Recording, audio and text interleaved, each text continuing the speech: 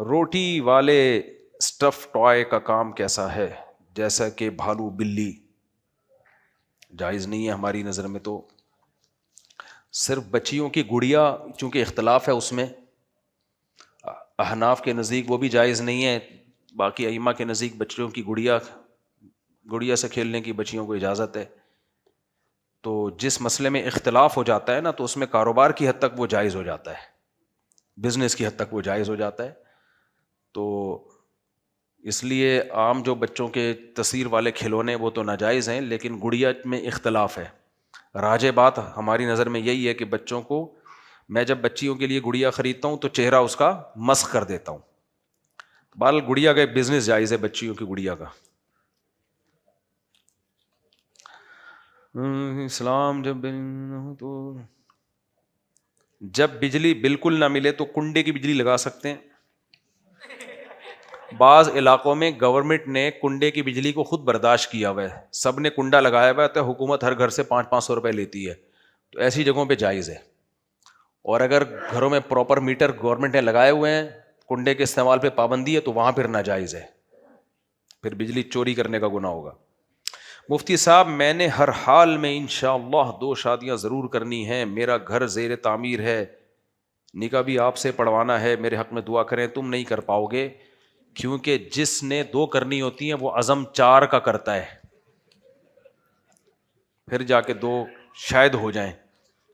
تمہارا 2 کا ارادہ تو پتہ نہیں تمہاری 1 بھی نہیں ہو پائے گی، مجھے لگ رہا ہے. اور کرنا تو جب پٹو گے تو پھر میرے پاس روتے ہوئے نہیں آنا، کیونکہ میں جب ترغیب دیتا ہوں تو اس کے سائیڈ افیکٹ بتا کے ترغیب دیتا ہوں.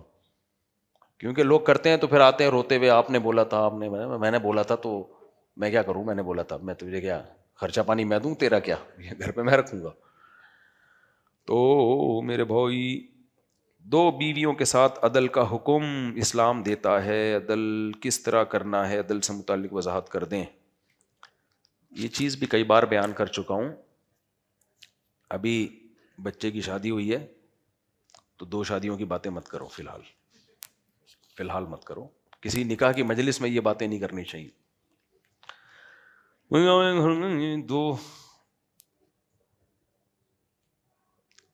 ایک گھر میں 2 پورشن ہوں، ایک بیوی کے پاس 1 کمرہ باتھ روم کچن ہو اور دوسری کے پاس 2 کمرے باتھ روم کچن، کیا یہ جائز ہے؟ دونوں کو برابر دینا لازم ہے، لیکن اگر دونوں اس پہ راضی ہیں تو پھر ٹھیک ہے. 100% ایک جیسا گھر تو نہیں بنتا ہی نہیں ہے نا، ایسے پورشن ملنا ناممکن ہے. تو ان کو راضی کر لیا جائے اس پہ کہ بھائی اب ایک گھر میں ایک ہے، ایک گھر میں تو جس کے بچے ہیں اس کو وہ 2 کمروں والا 3 کمروں والا دے دیں، جس کے بچے نہیں ہیں اس کو 1 کمرے والا دے دیں.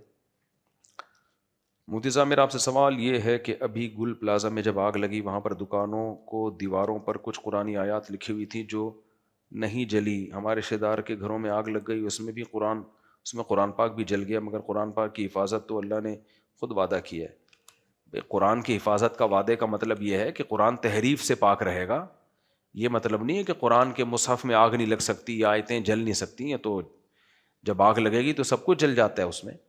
تو قرآن کی حفاظت کا اللہ نے وعدہ کرنے کا مطلب قرآن تحریف سے پاک رہے گا، محفوظ ہے نا. جیسے 1400 سال پہلے نازل ہوا، آج بھی اسی طرح سے پڑھا جاتا ہے. اور یہاں سے کسی نے سوال پوچھنا ہے تو پوچھ لیں.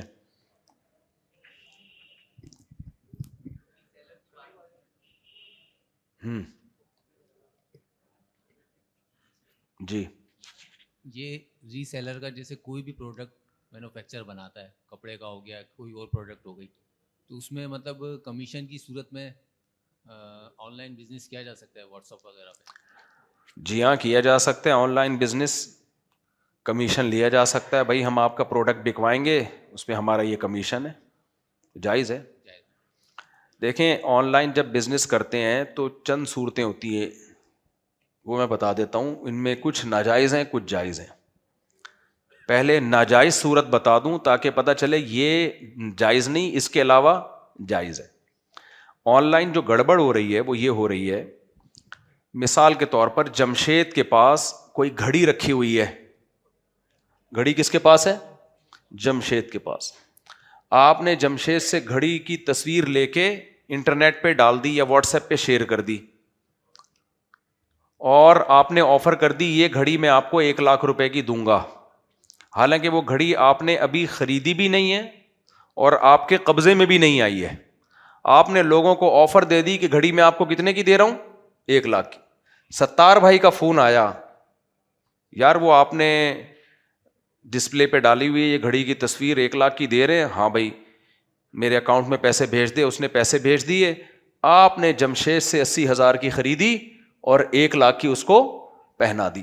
یہ حرام ہے, ناجائز ہے, کیونکہ جو چیز آپ نے ابھی تک خریدی نہیں ہے اور خریدنا بھی کافی نہیں ہے, قبضے میں نہیں آئی ہے, اس کو آگے بیچنا آپ کے لیے شرعاً جائز نہیں ہے.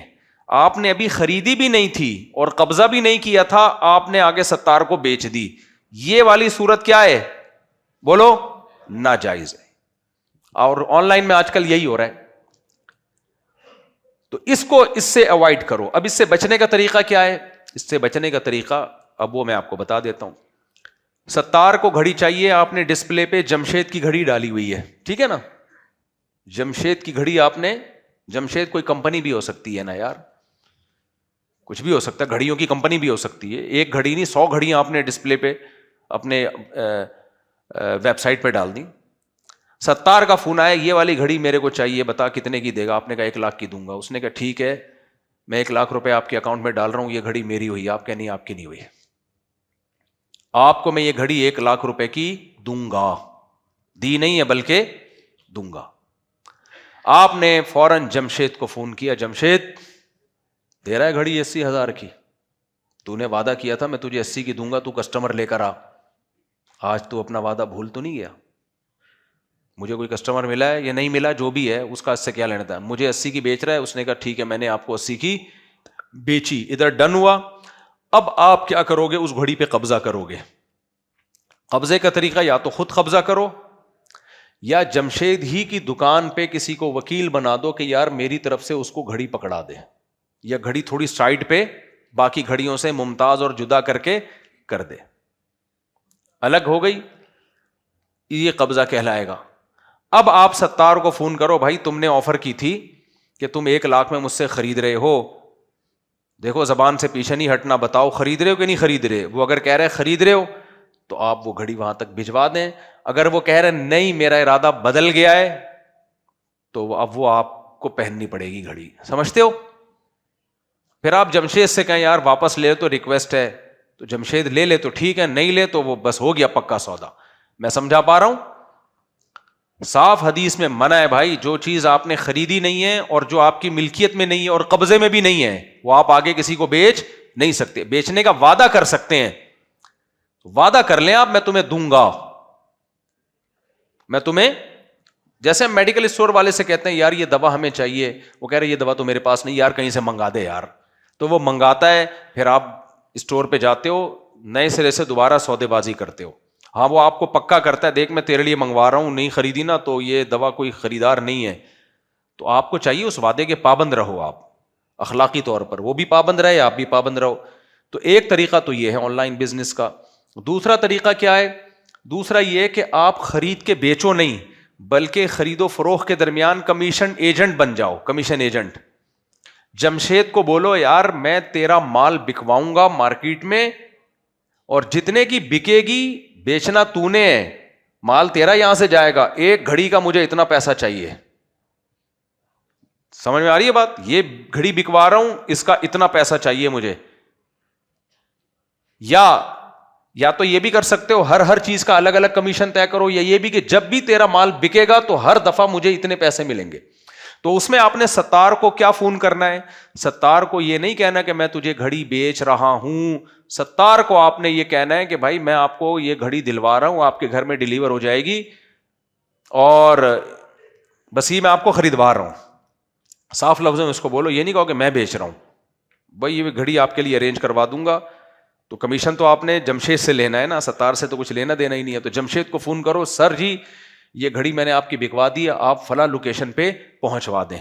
اس دوران گھڑی اگر چور چھین لیتا ہے, ضائع ہو جاتی ہے, تو جمشید کا نقصان ہوگا, آپ کا نہیں ہوگا, کیونکہ آپ کی ملکیت میں وہ ہے ہی نہیں, آپ صرف 2 پارٹیوں کے درمیان ایجنٹ بنے ہوئے ہو. تو یہ بھی جائز ہے. اب اس میں ڈنڈی لوگ یہ مارتے ہیں کہ زبان کی حد تک ایجنٹ بنے ہوئے ہوتے ہیں